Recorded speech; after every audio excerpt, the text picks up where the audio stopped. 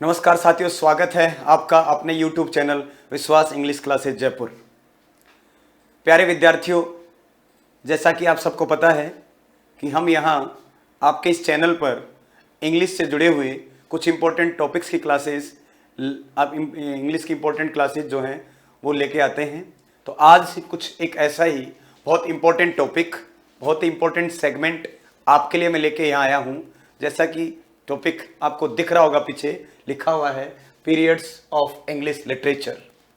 प्यारे विद्यार्थियों, ये जो टॉपिक है ये भले आप थर्ड ग्रेड की तैयारी करें, सेकंड की करें, फर्स्ट की करें, बेसिक नॉलेज के लिए, बेसिक जानकारी के लिए हमें हर हाल में इसके बारे में कुछ आउटलाइन जो है मोटी मोटी वो पता होनी चाहिए। देखिए, अगर आप अलग अलग बुक्स में देखेंगे, अलग अलग किताबों में देखेंगे तो इंग्लिश लिटरेचर के जो पीरियड्स हैं, इनकी जो डेट में उनमें हमेशा अप्रोक्सीमेट डेट्स लिखी होती हैं, यानी एग्जैक्ट डेट कहीं नहीं होती हैं, थोड़ा ऊपर नीचे अप्रोक्सीमेट डेट्स होती हैं। फिर भी जो ऑथेंटिक बुक्स होती हैं, through those authentic books you can identify और you can reach up to the mark, सही जगह पे पहुंच सकते हैं कि लगभग जो आपकी डेट्स हैं, जो आपके पीरियड्स की डेट्स हैं, वो वहीं तक स्टैंड करती हैं। स्पेशली ये जो टॉपिक है वो सबसे ज़्यादा इंपॉर्टेंट है ग्रेड सेकंड के विद्यार्थियों के लिए। ग्रेड सेकंड के विद्यार्थियों के लिए बहुत इंपॉर्टेंट है, because if you will see the part B of your syllabus, है ना, in that part there are 3 topics related to literature. Point number 7th, 8th और 9th। Point number 7th is related to forms, literary forms and acquaintance with literary forms. Point number 8th is an acquaintance with literary movements. जो literary movements जो दिए गए हैं, वो literary movements वाला जो part है, उसी के अंदर में, उसी के तहत आपको पढ़ना है periods in English literature. And third 9th chapter जो दिया गया है उसमें वो दिया गया है an acquaintance with Indian writers in English. तो today we are going to discuss the topic periods of English literature, that is in your part B, point number 8। Before starting the topic, I want to discuss some important points with you. When you are going to study the point number 8 of your grade second, जब आप उस point number 8 को पढ़ेंगे तो उस topic का अगर नाम देखेंगे तो उसमें लिखा हुआ है क्या? An acquaintance with literary movements। प्यारे विद्यार्थियों, मूवमेंट्स का मतलब क्या है? मूवमेंट्स का मतलब ये है कि जो कुछ महत्वपूर्ण वहाँ घटनाएं घटित हुई होंगी, कुछ महत्वपूर्ण आंदोलन हुए होंगे। जैसे उसमें कुछ इंपॉर्टेंट है, रेनेसा है, रेनेसा के अलावा आप देखेंगे रोमांटिक मोमेंट है, मेटाफिजिकल पोइट्स हैं, प्री रेफिलिएट्स पोइट्स हैं, बहुत, तो ऐसे बहुत सारे ऑक्सफोर्ड यूनिवर्सिटी विट्स हैं, ऑक्सफोर्ड मोमेंट है ना, कौन कौन लेक पोइट हैं। जैसे एक बार क्वेश्चन पहले भी पूछा हुआ है कि रोमांटिक पोइट कौन कौन है। तो इस टॉपिक में जो क्वेश्चन है उसमें 2-3 प्रकार से क्वेश्चन आपके लिए बनेंगे। पहला आपसे ये पूछेगा कि इंपॉर्टेंट कोई मोमेंट, सपोज करो मैंने एक इंपॉर्टेंट मोमेंट आपको बताया कि मोमेंट है आपका रोमांटिक मोमेंट या रोमांटिक पीरियड से मान लो अपन बात करते हैं। तो रोमांटिक, आप समझना मैं जो आपको बताना चाह रहा हूं, that where you have to attack, यानी आपको अटैक कहां करना है। अटैक का मतलब कि आपको कहां पिन पॉइंटेड स्टडी करनी है, because if you will read this topic in detail then this topic doesn't has any end. इस टॉपिक का कोई एंड नहीं है, ठीक है। इसका मतलब आप लगते जाओ, पढ़ते जाओ और पढ़ते जाओगे, आप कंफ्यूज होते जाओगे। तो आपको पिन पॉइंटेड पढ़ना है कि कहाँ आपको उसमें स्टडी करनी है, कैसे पढ़ना है। तो अगर इस टॉपिक में देखेंगे तो क्या पाएंगे आप कि इस टॉपिक में क्या है। देखिए, एक तो आप जब लिटरेरी मूवमेंट पढ़ेंगे तो लिटरेरी मूवमेंट में 3 चीजें पढ़ेंगे। 3 चीजें क्या कि वो मूवमेंट जो है वो कहाँ से कहाँ तक रहा होगा, यानी लगभग उस मूवमेंट का एज ग्रुप क्या रही होगा, जो आपका टेन्योर रहा होगा वो कहाँ रहा होगा, कौन कौन से समय तक वो पीरियड रहा होगा। दूसरा, उसमें कौन कौन से important poet, writer, novelist, dramatist रहे होंगे, दूसरा आपको ये जानना है। और तीसरा, उन इंपॉर्टेंट जो राइटर्स हैं या पोइट्स हैं उनकी कौन सी बुक्स हैं जो इंपॉर्टेंट रही होंगी। हमें इन्हीं 3 के आसपास घूमना है, यहीं से आपके क्वेश्चन पूछे जाने हैं। क्योंकि अगर आप ऐसे किसी एक एज को लेके बैठेंगे और अगर हर एक राइटर की बुक को आप पढ़ने लग जाएंगे तो इतनी किताबें हैं कि आप पूरे, जब तक आपका सेकंड ग्रेड का एग्जाम होगा, till that you are not able to cover the books, तब तक आप बुक्स को कवर नहीं कर पाएंगे। इसलिए हमें कुछ भी उठा के पढ़ने की, अपने पेज मिल गया साहब रट लेते हैं, 1000 किताबों के नाम लिखे हुए रट लेते हैं, it doesn't make any sense. वो आपके लिए कोई सेंस नहीं बनाएगा, उसमें आपको कोई सेंस मिलने वाला नहीं है। So for you have to keep in your mind that you have to read important और prominent personalities, prominent writers and उनके जो प्रोमिनेंट वर्क्स हैं वो, और कुछ लिटरेरी मूवमेंट्स की कुछ करेक्टरिस्टिक्स हैं, जैसे रोमांटिक पीरियड में क्या क्या खास बातें रहेंगी वो पढ़नी है। तो उसी पार्ट में से आज मैं आपके लिए एक इंपॉर्टेंट पॉइंट लेके आया हूं, जहां से 100% एक क्वेश्चन आने की पूरी पूरी संभावना है। हो सकता है 2 भी आ जाएं, बट एक क्वेश्चन तो आपको मिलेगा। पहले भी इस टॉपिक में से क्वेश्चन पूछे जा चुके हैं। जैसे एक बार पूछा जा चुका है कि विक्टोरियन पीरियड जो है वो कहां से कहां तक होता है। तो एक मोटा मोटा आउटलाइन प्रिपेयर करने के लिए, एक मोटी मोटी आउटलाइन को समझने के लिए आपको इस चीज को ध्यान में रखना है और अपने दिमाग में पिक्चर सेट कर लेनी है कि ये पीरियड्स ऑफ इंग्लिश लिटरेचर हैं क्या और ये कैसे अरेंज किए गए हैं। तो today I will explain you the periods of English literature, और इनका बेस कैसे है, इनका नाम पड़ा कैसे है, नाम हुआ कैसे है, वो भी मैं आपको समझाऊंगा, वो भी बताऊंगा। तो आइए स्टार्ट करते हैं पीरियड्स ऑफ इंग्लिश लिटरेचर। यहां तक जो मैंने आपको बताई बातें वो सारी आपको समझ में आ गई होंगी कि मोमेंट्स में आपको पढ़ना क्या है और क्वेश्चन कहां से बनने हैं। 3 चीजें बताई मैंने आपको। एक, उस मोमेंट की कैरेक्टरिस्टिक्स क्या हैं, है ना, प्रोमिनेंट राइटर कौन कौन है और उन प्रोमिनेंट राइटर के प्रोमिनेंट या मुख्य वर्क कौन कौन से हैं, वो ध्यान रखने हैं। एक क्वेश्चन जो है या 2, एक तो कम से कम क्वेश्चन आएगा ही, हो सकता है 2 क्वेश्चन भी आ जाएं, वो क्वेश्चन आपको यहां से आने हैं। यहीं से आपको इस टेबल के साथ मैं आपको 2-3 बातें और भी बता दूंगा। आइए देखते हैं। टॉपिक लिखा हुआ आपका पीरियड्स ऑफ इंग्लिश लिटरेचर।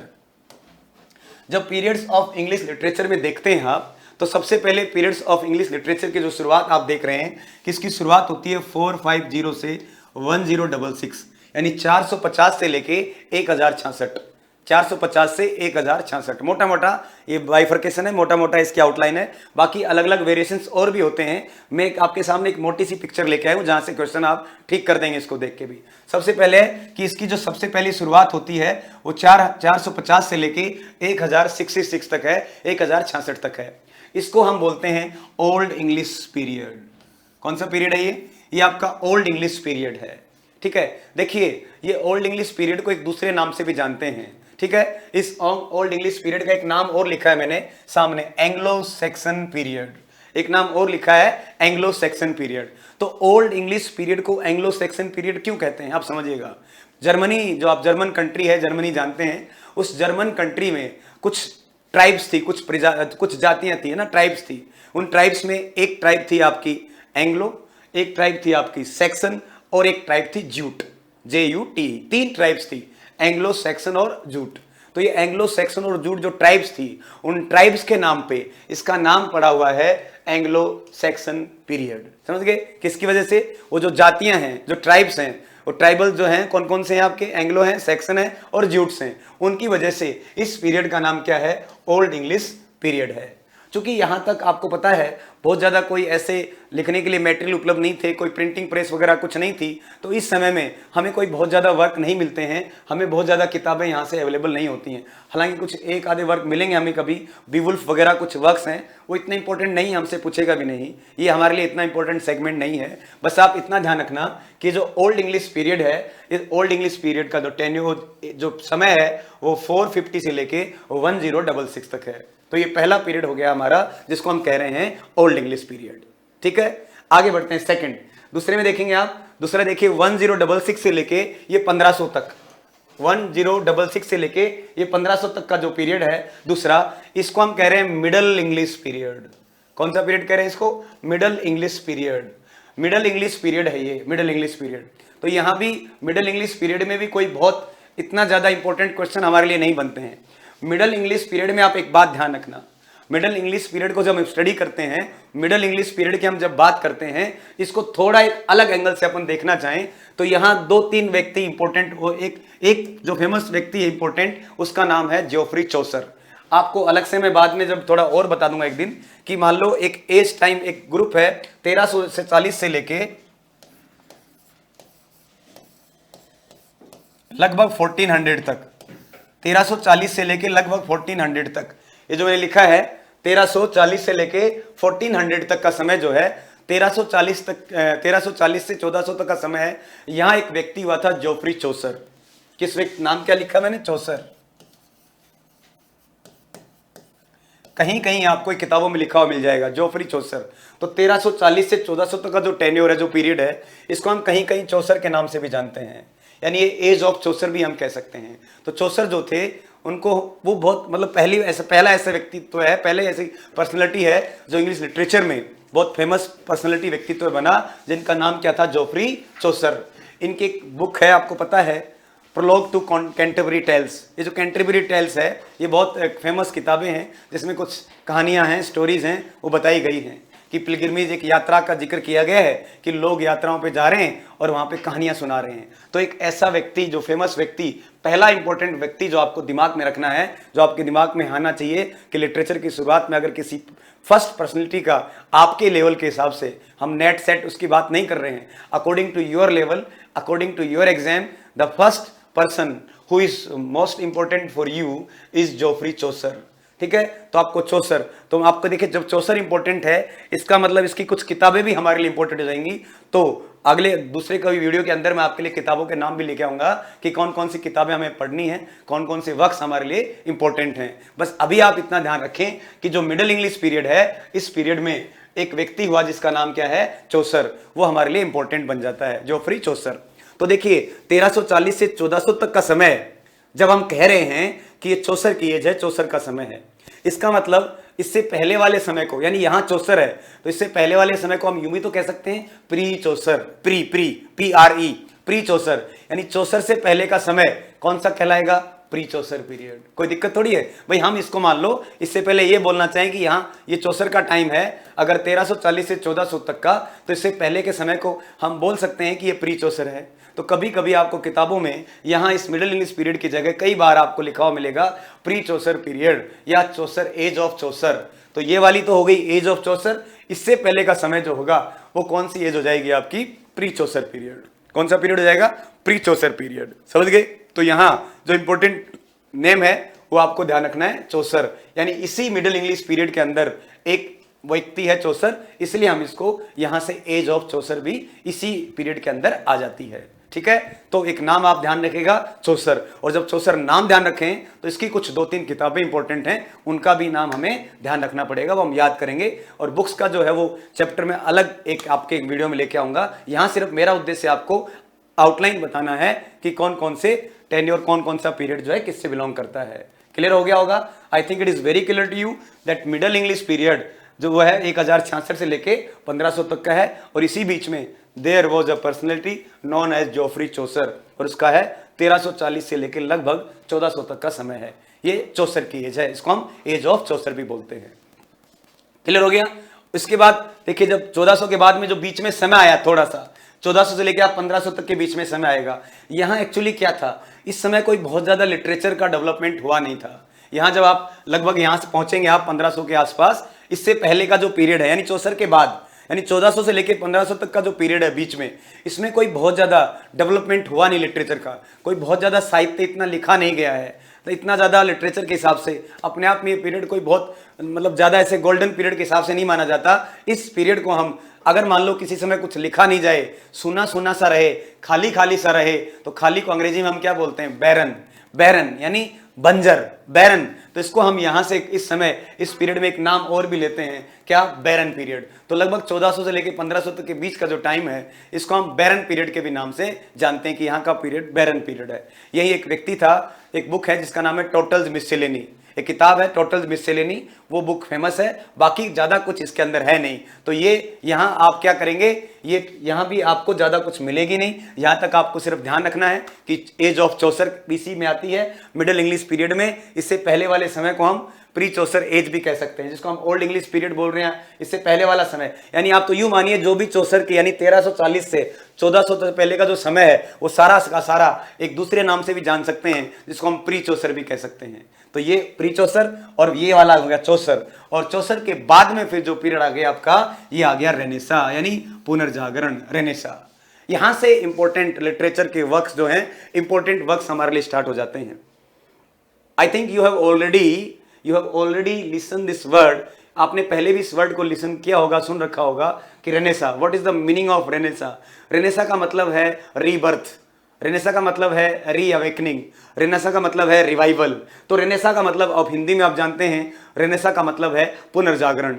ठीक, तो रेनेसा यानी पुनर्जागरण, रेनेसा यानी रीबर्थ, रेनेसा यानी रिवाइवल। ठीक है, तो इसका मतलब ये अवेकनिंग का पीरियड था, यानी इसका मतलब यहाँ क्या था, सबसे पहले आपको पता है रेनेसा जो है कहाँ, यूरोप, इटली में उधर आसपास वहाँ स्टार्ट हुआ, उसके बाद धीरे धीरे पूरे यूरोप में फैल गया। और क्या हुआ होगा कि जो प्रिंटिंग प्रेस वगैरह हैं, है ना, विलियम कैक्सटन नाम का एक व्यक्ति था, प्रिंटिंग प्रेस का डेवलपमेंट हुआ, प्रिंटिंग प्रेस आई, किताबों तक लोगों की पहुंच बढ़ गई और धीरे धीरे धीरे धीरे साहित्य में लोगों की रुचियां बढ़ने लग गई। और इसका मतलब रेनेसा के टाइम से, इस रेनेसा के पीरियड से क्या होने लगा, साहित्य जो है वो खूब सारा लिखा जाने लग गया। इसलिए आप देखेंगे कि यहाँ जो पीरियड है, ये जो एलिजाबेथन एज है, ये अभी आएगी इसी में रेनेसा में, हम यहाँ इस पीरियड को गोल्डन पीरियड के नाम से भी जानते हैं। बहुत इंपॉर्टेंट पीरियड है ये यहाँ। तो देखिए रेनेसा, अगर रेनेसा को आप ओवरऑल देखेंगे तो रेनेसा का जो पीरियड है, रेनेसा को अगर ओवरऑल देखेंगे तो रेनेसा का जो हमारा पीरियड है वो कहां से कहां तक का है भाई। रेनेसा का पीरियड अगर आप देख रहे हैं तो ये 1500 से लेके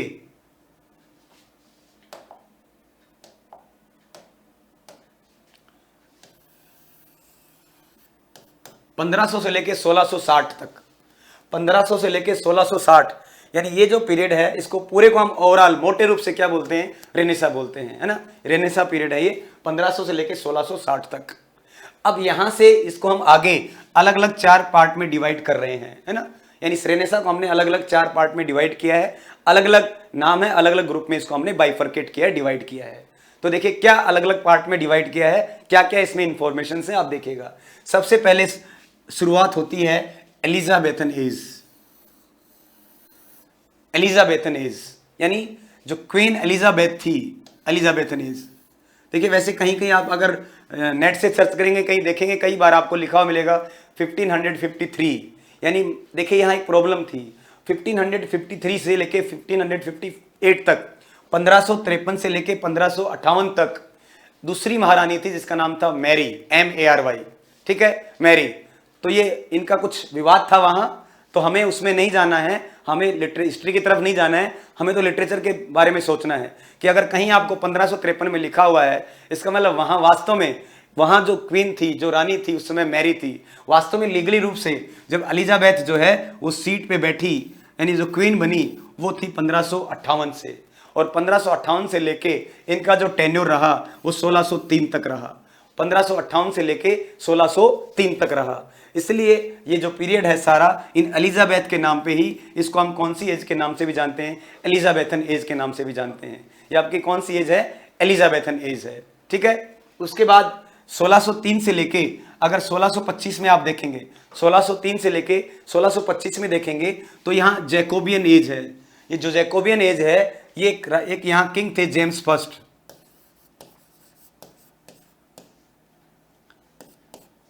जेम्स फर्स्ट, यानी किंग थे, एक राजा थे जेम्स फर्स्ट, उसी के नाम पे ये जो एज है ये कौन सी एज कहलाती है, आपकी जैकोबियन एज कहलाती है, ठीक है। किसके नाम से, जेम्स फर्स्ट, जेम्स फर्स्ट के नाम से ये जो एज है आपकी, ये कौन सी एज कहलाती है, आपकी जैकोबियन एज कहलाती है। 1603 से 1625 का ये टेन्योर है जो आपको जैकोबियन एज के नाम से हम इसको जानते हैं। आगे 1625 से लेके 1649 तक का जो पीरियड है, 1625 से 1649 का पीरियड है, इसको हम कैरोलाइन एज के नाम से भी जानते हैं।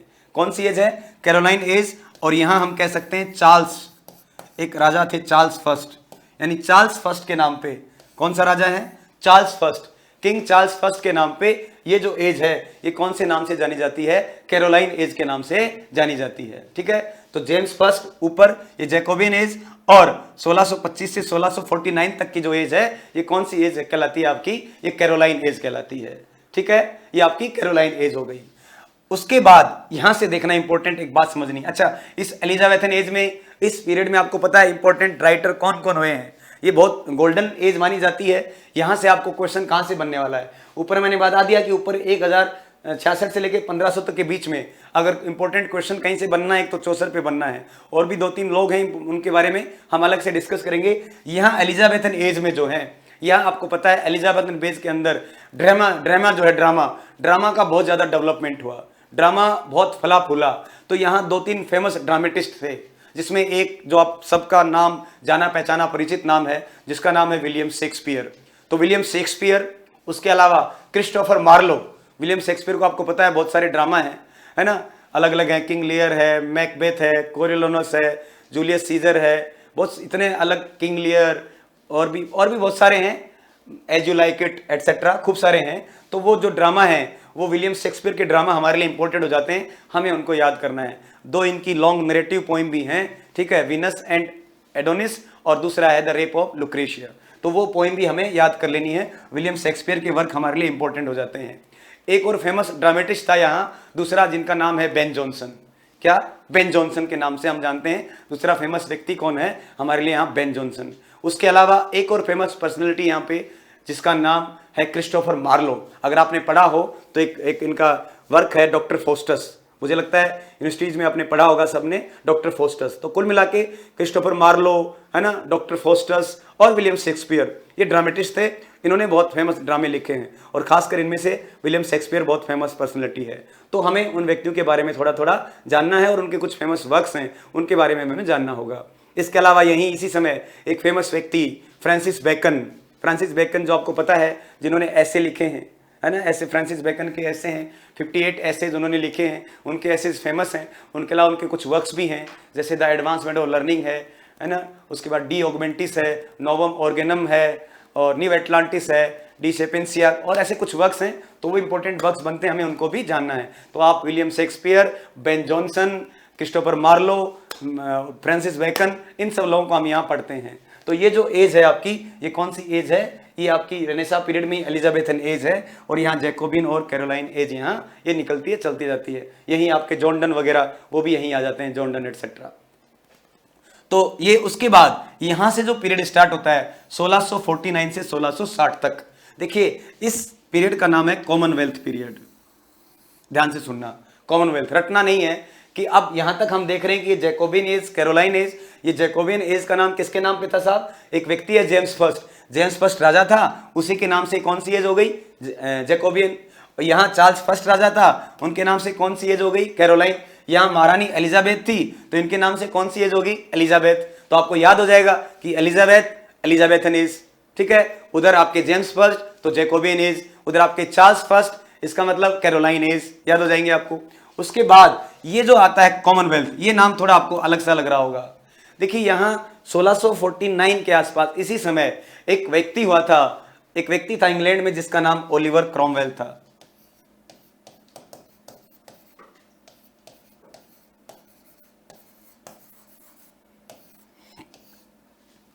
ओलिवर क्रॉमवेल, एक व्यक्ति जिसका नाम ओलिवर क्रॉमवेल। समझिए जैसे वहां जो इंग्लैंड में राजाओं का राज था, देख रहे हैं आप, एलिजाबेथ, जैकोबियन एज यानी king James first, Caroline age यानी चार्ल्स फर्स्ट। जब ये चार्ल्स फर्स्ट वहां का किंग था, राजा था, तो वहां के लोगों ने क्या किया? वहां के लोगों ने कहा कि जो राजा है, किंग है, वो हमें बहुत एक्सप्लॉइट कर रहे हैं, शोषण कर रहे हैं, हमें हमारे अधिकार, हमारे राइट्स बिल्कुल भी नहीं है। इसका मतलब हमें क्या करना है? हमारे जो राइट्स हैं वो हमें राइट्स मिलनी चाहिए। इसी बात को लेके वहां विवाद चलते रहे, है ना, लड़ाइयाँ चलती रही और उन्हीं लड़ाई विवाद के चक्कर में वहां से क्या हुआ? राजा को गद्दी से हटा दिया गया। और राजा को जब गद्दी से हटा दिया, इसका मतलब राजा को गद्दी के हटाने के बाद में वहां आम आदमी जो है, कहे कि अब आम लोग जो हैं, कॉमन लोग जो हैं, कॉमन सुनना कि अब राजा सीट पे नहीं है, अब कौन लोग हैं? कॉमन। जो कॉमन लोग जो हैं वो सीट पे आएंगे और वो वहां की व्यवस्था को चलाएंगे। इसलिए इस पीरियड को हम किस नाम से जानते हैं? कॉमनवेल्थ पीरियड के नाम से जानते हैं। यानी आप यूं समझिए कि 1649 से लेके 1660 तक के बीच में इंग्लैंड में कोई राजा नहीं था। वहां उस समय शासन को चलाने के लिए जनता के हाथ में शासन चला गया और इसलिए इस पीरियड को हम किस नाम से जानते हैं? इस पीरियड को हम कॉमनवेल्थ पीरियड के नाम से जानते हैं। This period is known as Commonwealth period, ठीक है। अच्छा, जब अब आम आदमी के हाथ में शासन आ गया तो शासन को कोई प्रोटेक्ट तो करेगा ना, शासन को कोई प्रोटेक्ट करके रखेगा। तो जो प्रोटेक्ट करेगा वो प्रोटेक्टर कहलाएगा। जो प्रोटेक्ट करेगा भाई शासन, यानी जो चलाएगा शासन को, जो प्रोटेक्ट करेगा वो क्या कहलाएगा? प्रोटेक्टर कहलाएगा। तो प्रोटेक्टर के नाम से ही इस एज को हम एक दूसरे नाम से भी जानते हैं, प्रोटेक्टोरेट पीरियड। कौन सा पीरियड? Protectorate period. तो कहीं कहीं किताबों में अगर आपको ये वर्ड भी लिखा मिल जाए,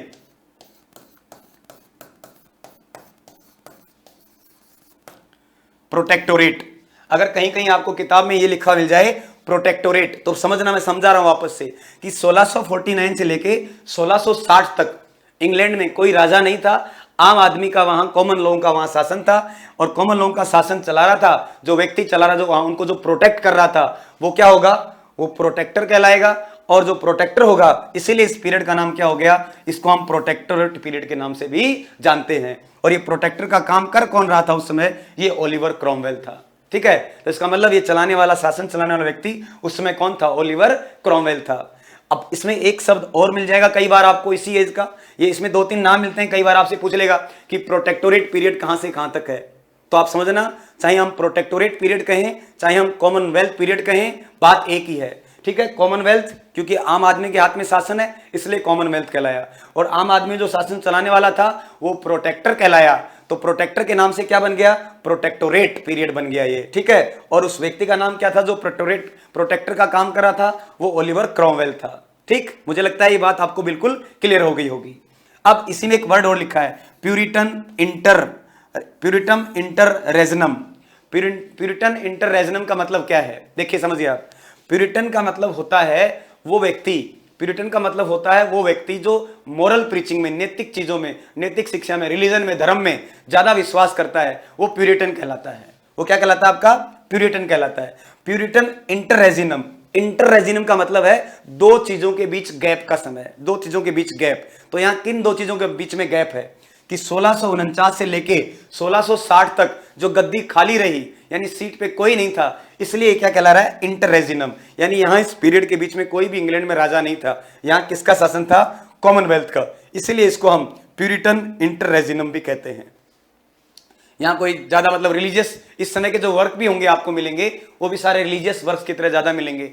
इस कॉमनवेल्थ पीरियड में जो सबसे इंपॉर्टेंट व्यक्ति, जो बहुत चर्चित व्यक्ति था, उसका नाम है जॉन मिल्टन। यहाँ जो सबसे फेमस व्यक्ति था उनका नाम क्या था, जॉन मिल्टन। तो जॉन मिल्टन एक बहुत फेमस पर्सनैलिटी रही थी यहाँ की इस पीरियड में। कौन से पीरियड में, कॉमनवेल्थ पीरियड में, या फिर हम कहें प्रोटेक्टोरेट पीरियड में, या ये आपका प्यूरिटन इंटररेजिनम का पीरियड है। और यहाँ जो व्यक्ति प्रोटेक्टर था उसका नाम क्या था, ओलिवर क्रॉमवेल उसका नाम था, ठीक है। तो मुझे लगता है यहां तक की बात आपको समझ में आ गई होगी। यहां से वापस देखिए आप, 450 से 1066 का पीरियड ओल्ड इंग्लिश पीरियड कहलाता है, और हम इसको दूसरे नाम से भी जानते हैं, एंग्लो सैक्सन, क्योंकि ऐसी कुछ प्रकार की प्रजातियां थी एंग्लो सैक्सन और जूट, इसलिए इनका नाम था। लेकिन लिटरेचर के हिसाब से इतना हमारे लिए इंपॉर्टेंट नहीं है। मैंने आपको पहले ही बताया कि इस पीरियड को हम, क्योंकि आगे वाले पीरियड में, मिडिल इंग्लिश पीरियड में एक व्यक्ति जो आ गया था जिसका नाम चौसर था, इसलिए इसके पहले वाले पीरियड को हम प्री चौसर के नाम से भी जान सकते हैं। कहीं कहीं आपको प्री चौसर के नाम से भी लिखा हुआ मिल जाएगा। इस मिडिल इंग्लिश पीरियड में जो फेमस व्यक्ति एक हुआ उसका नाम क्या था, जोफ्री चौसर। तो चौसर के बारे में हमें थोड़ा पढ़ना है। और इसके बीच मैंने आपको बताया कि चौसर के बाद से लेके और रेनेसा पीरियड के स्टार्ट होने के बीच का जो समय था वो इंग्लैंड में बैरन पीरियड था लिटरेचर के लिहाज से। वहां साहित्य का इतना ज्यादा डेवलपमेंट या कोई भी उसका विकास नहीं हुआ। उसके बाद हमने पढ़ा रेनेसा को, कि रेनेसा आपके 1500 से लेके 1660 तक का समय था, वो रेनेसा पीरियड कहलाता है। और इस रेनेसा को हमने फिर आगे अलग अलग 4 भागों में सब डिवाइड किया हुआ है, ठीक है। कैसे, 1558 से लेके 1603 तक की जो एज है उस समय महारानी एलिजाबेथ थी, इसलिए पीरियड कौन से नाम से भी जाना जाता है, एलिजाबेथन एज के नाम से भी जाना जाता है, ठीक। उसके बाद किंग जेम्स फर्स्ट थे, उनके नाम से जो एज है वो क्या कहलाती है आपकी, जैकोबियन एज। और 1625 से 1649 के बीच में कौन था, चार्ल्स फर्स्ट। और चार्ल्स फर्स्ट का ये टेन्योर जो है ये किस नाम से जाना जाता है, कैरोलाइन एज। और मैंने आपको बताया कि 1649 से 1660 के बीच में कोई भी इंपॉर्टेंट पर्सनैलिटी, मतलब वो जो राजा कोई नहीं था सीट पे, वहां सिर्फ और सिर्फ किसका था, आम आदमी का शासन चल रहा था, इसलिए कॉमनवेल्थ पीरियड भी कहलाता है। और वहां व्यक्ति जो शासन चलाने वाला वो क्या कहलाता था, प्रोटेक्टर, इसलिए इस पीरियड को हम प्रोटेक्टोरेट पीरियड के नाम से जानते हैं। और प्रोटेक्टर के रूप में संभालने वाला व्यक्ति कौन था, वो था आपका ओलिवर क्रॉमवेल, ठीक। इसमें मैंने दूसरा वर्ड लिखा हुआ है प्यूरिटन इंटररेजिनम। इसका मतलब यहां एक मोरल प्रीचिंग वगैरह ऐसे वर्ग ज्यादा लिखे गए इस समय जो मोरल प्रीचिंग वगैरह ज्यादा करते थे, नैतिक धार्मिक चीजें से जुड़ी हुई चीजें ज्यादा थी। और इंटररेजिनम का मतलब वो समय, यानी 1649 से लेके 1660 तक का जो समय है वहां राजा वगैरह कोई थे नहीं, इसीलिए इसको हम इंटररेजिनम बोल सकते हैं। 2 राजाओं के बीच के गैप का जो टाइम है वो इंटररेजिनम कहलाता है, ठीक है। यहां तक समझ में आ गया होगा। अब आगे बढ़ते हैं, देखिए नेक्स्ट पेज पे चलते हैं। आगे देखिए नेक्स्ट, ये आ गया, 1660 तक हमने पढ़ लिया। 1660 से लेके 1798 तक, 1660 से लेके 1798 तक का जो पीरियड है पूरा, इसको हम कहते हैं नियो क्लासिकल पीरियड।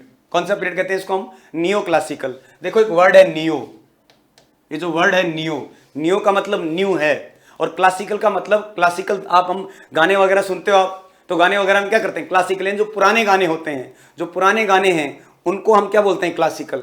यहां जो ये एज है, यहां ये जो ड्यूरेशन है, इसको हम न्यू क्लासिकल इसलिए कहते हैं कि जो पुराने समय में जो बहुत पुराना बीसी के टाइम में, जो पुराने टाइम में यानी क्लासिकल टाइम में जो इंपॉर्टेंट राइटर्स हुए थे, जो इंपॉर्टेंट पोइट हुए थे, है ना, जैसे आप मान लेंगे ओविड, होरेस, है ना, ऐसे कुछ पोइट हुए थे ओविड और होरेस के जैसे, उन्हीं पोइट्स की जैसे फॉलो करते हुए, उन्हीं के जैसे रूल्स को फॉलो करते हुए, उन्हीं की टेक्निक को अडॉप्ट करते हुए कुछ लोगों ने कहा कि हम साहित्य को वैसे ही आगे बढ़ाएंगे, हम उस क्लासिकल पीरियड को दोबारा जिंदा करेंगे, हम उसको नए रूप में जिंदा करके लाएंगे, नया वापस उसको रिवाइव करके लाएंगे। इसीलिए पीरियड क्या कहलाता है? नियो क्लासिकल पीरियड कहलाता है। यानी क्लासिकल को हम वापस से दोबारा से रिवाइव करेंगे, उन्हीं का हम अनुसरण करेंगे, उन्हीं को हम फॉलो करेंगे, इसलिए पीरियड क्या कहलाता है? आपका नियो क्लासिकल पीरियड कहलाता है। तो 1660 से लेकर 1798 तक का पीरियड कौन सा पीरियड कहलाता है? Neo classical period. और अगर नियो क्लासिकल पीरियड को हम फिर बाइफर्केट करें, अलग अलग पार्ट में अगर बांटे, तो सब 1660 से लेके 1700 तक का पीरियड का नाम है द रेस्टोरेशन पीरियड या रेस्टोरेशन एज।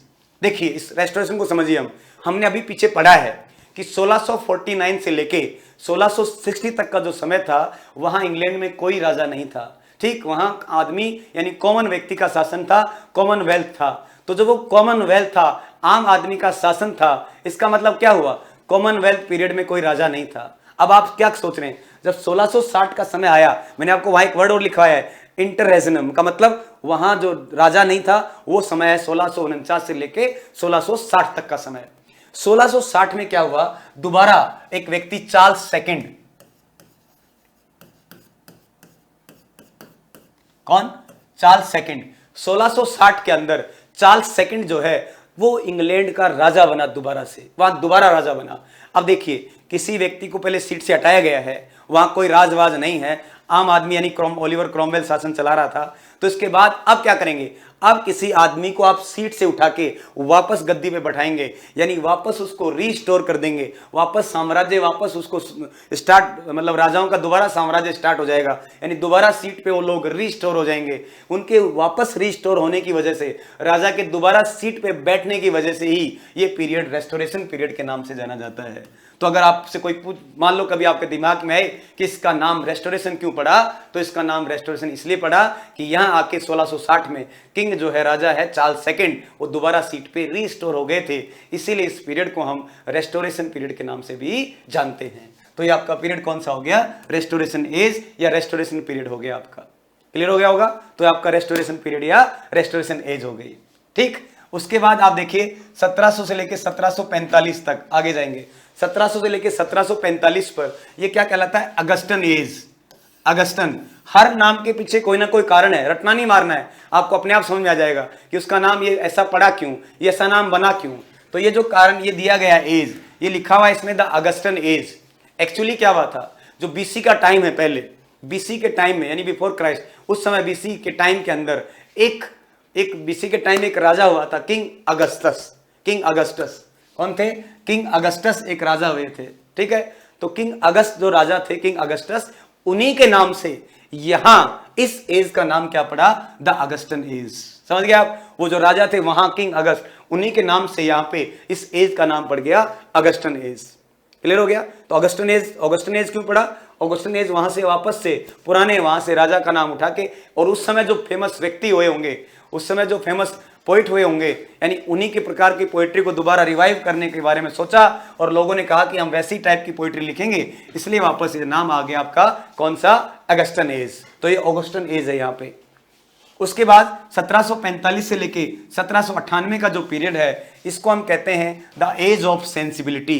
ये एज ऑफ सेंसिबिलिटी कहलाती है। क्या कहलाती है? This is known as age of sensibility.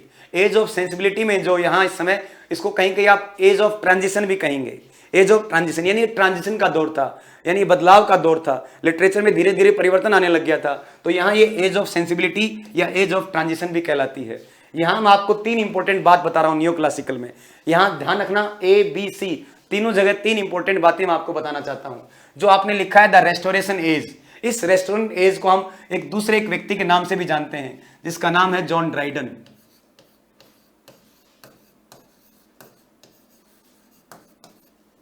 John Dryden, DRYDEN, यानी आप रेस्टोरेशन एज को हम एज ऑफ ड्राइडन के नाम से भी जानते हैं। इसका मतलब आप रेस्टोरेशन के साथ एक आदमी को चिपका लेना, उसके नाम से आप याद रख लेना कि रेस्टोरेशन का पीरियड का मतलब उस समय कौन था, जॉन ड्राइडन। आप जॉन ड्राइडन को याद कर लेंगे कि रेस्टोरेशन पीरियड में कौन व्यक्ति फेमस हुआ है, जॉन ड्राइडन फेमस था।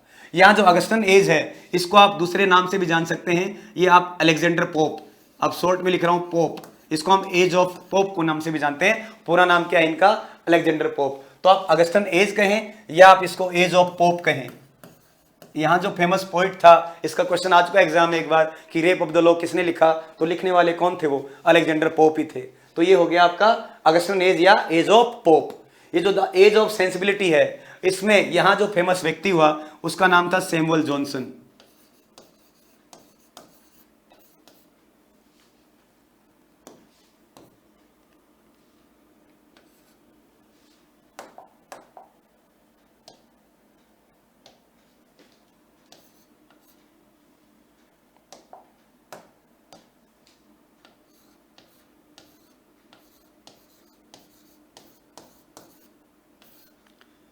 ये होगी सैमुअल जॉनसन। तो आप देखिए नियो क्लासिकल पीरियड को हमने तीन भागों में बांट रखा है। 1660 से लेकर 1700 तक था द रेस्टोरेशन पीरियड, 1700 से 1745 का द ऑगस्टन एज, 1745 से 1798 का द एज ऑफ सेंसिबिलिटी। इनके दूसरे नाम ये हो जाएगी एज ऑफ ड्राइडन, ये वाली हो जाएगी एज ऑफ पोप, और ये वाली हो जाएगी एज ऑफ जॉनसन। ठीक है, तो यहां तक कि ये तीनों एज आप नाम से आप पोइट जो फेमस, क्योंकि क्या होता है जो पोइट उस समय फेमस रहा होगा उसी के नाम से हम उसकी एज को भी जान जाते हैं। फिर देखिए बहुत इंपॉर्टेंट पीरियड यहां से स्टार्ट होता है आपके 1798 में। 1798 में एक बुक आई थी लिरिकल बैलाड करके, एक किताब आई थी lyrical ballads, lyrical ballads, lyrical ballad नाम की एक बुक आई थी, लिरिकल बैलाड्स।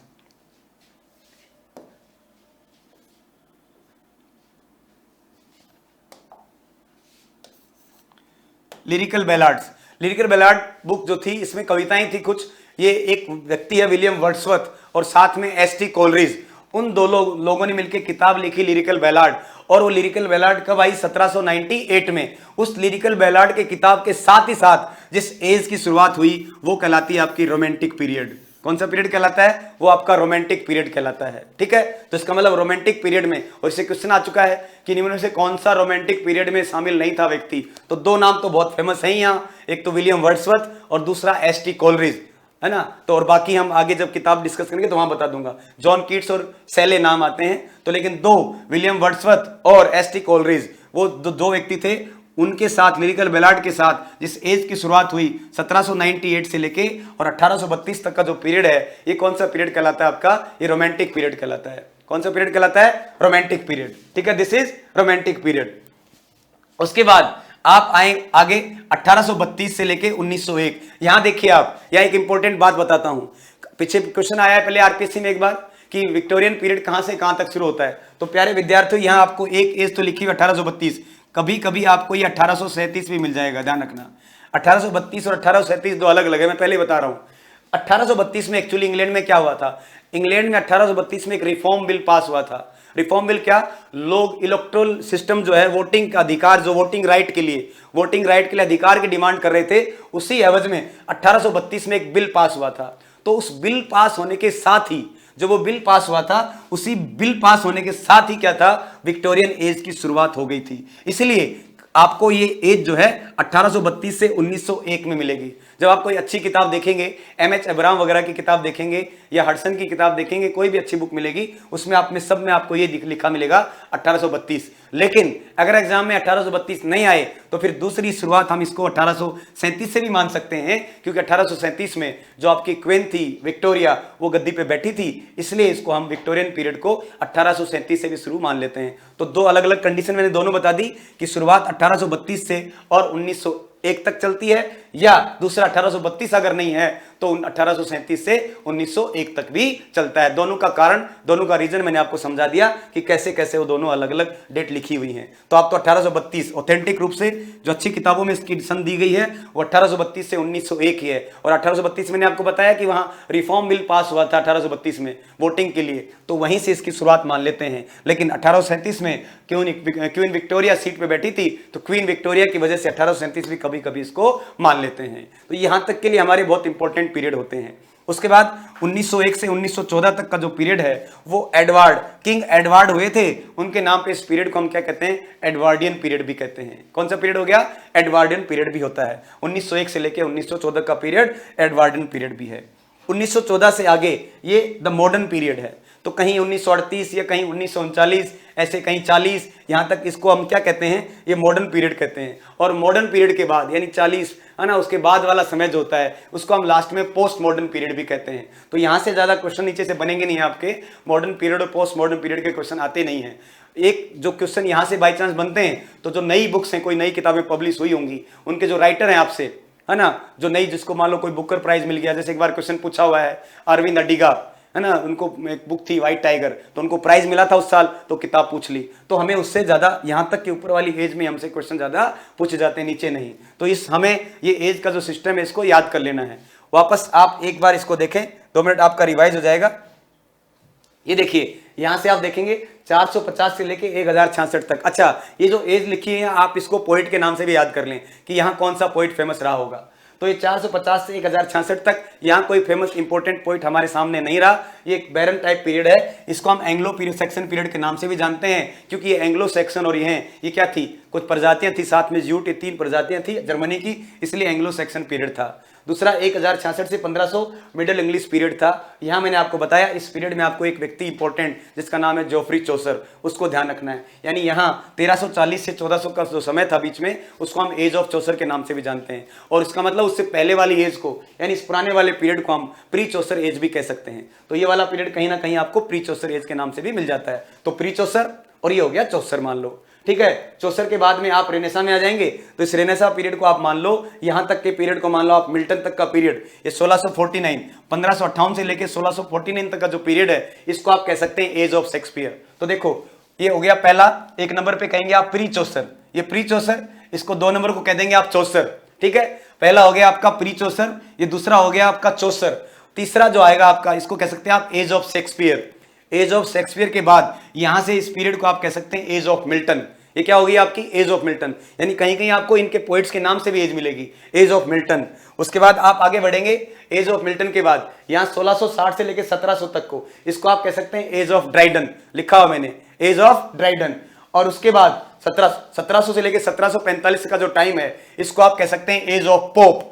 और 1745 से 1798 तक का समय है, इसको आप कह सकते हैं age of Johnson, age of Johnson.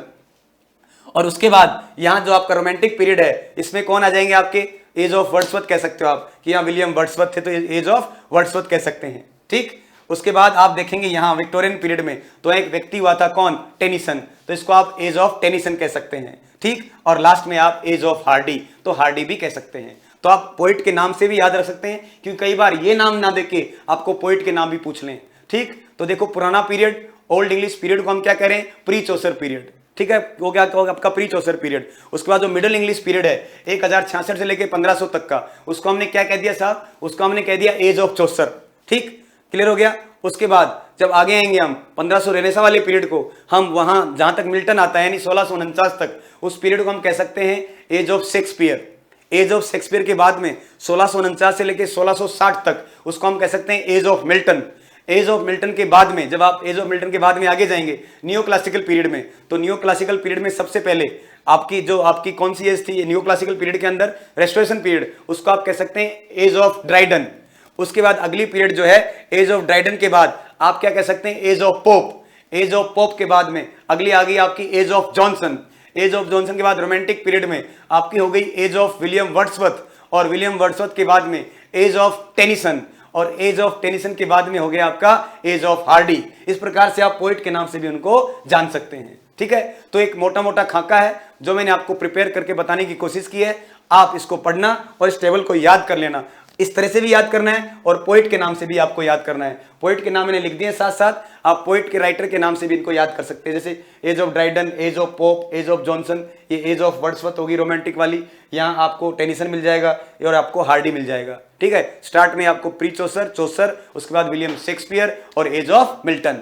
मुझे लगता है कि आपको मोटा मोटा ये जो पीरियड्स ऑफ इंग्लिश लिटरेचर हैं इनके बारे में आइडिया हो गया होगा। फिर भी अगर आपको कोई डाउट हो, कोई क्यूरी हो, तो आप मुझसे क्वेश्चन पूछ सकते हैं, कमेंट बॉक्स में डालिएगा, आपके क्वेश्चन को मैं रिप्लाई करने की कोशिश करूंगा। ठीक है, तो आज के लिए इतना ही। बहुत बहुत धन्यवाद। Thanks a lot.